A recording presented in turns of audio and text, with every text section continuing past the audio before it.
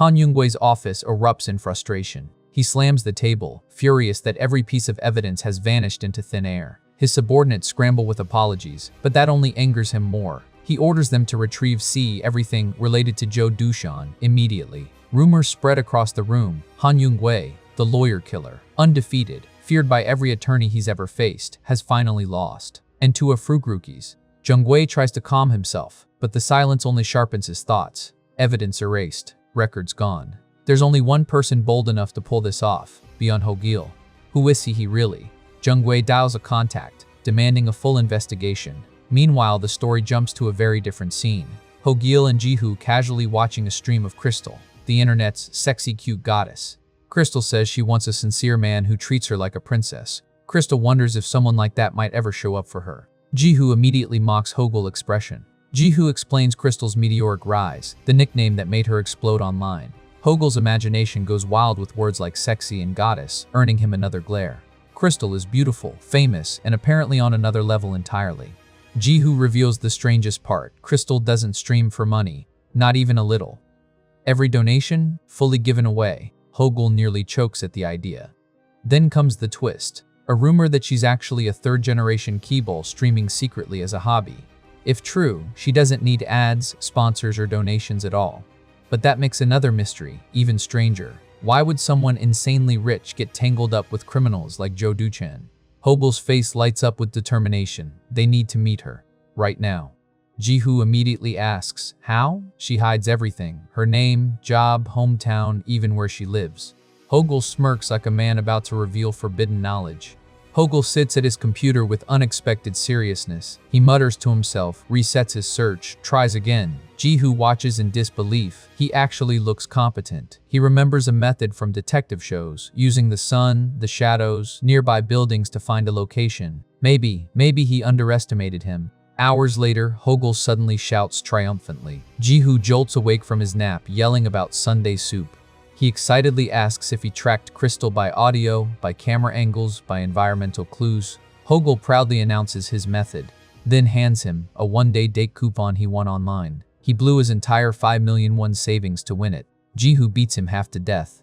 Hogil complains about his scalp while Jihu grudgingly admits, stupid as it was, at least it gives them a way to meet Crystal. But then he raises the real issue. The moment Crystal senses thereafter, Zhou Dushan, she'll disappear. Hogil confidently says he has a revolutionary plan to avoid suspicion. Before he can explain, the scene cut to someone spots a beautiful woman waiting in the garden. Crystal. In real life. Even more stunning than on camera. Crystal waits elegantly, possibly for a boyfriend. The people imagine some rich foreign prince. But the man who approaches her is Hogil. He introduces himself by his online username, speaking in a deep, refined voice that catches Crystal off guard. He offers his arm like a knight from a different century. Jihu, watching from afar, dies inside from secondhand embarrassment. Crystal maintains a polite wall the entire time, giving him nothing but cordial distance. At a restaurant, Hogil executes How to Win a Woman's Heart. Chapter 1, Manly Appeal. He dramatically offers to cut her steak into delicate bite-sized pieces suitable for her cherry-like lips. Crystal awkwardly thanks him. Jihu, spying from afar, stares at her tartare and wonders what kind of circus he's watching. Jihu concludes that Hogil isn't investigating. He's just fully enjoying himself. Later, in the garden, Hogil and Crystal exchange farewells like characters in an old romance novel. Crystal thanks him politely, bows gracefully, and leaves. Hogil is floating. Back at the office, Jihu mocks him for drooling and wasting 5 million won, demanding to know what information they even gained. Hogil replies with a single bombshell. Crystal is living on the streets. He reveals an address, and Jihu freezes.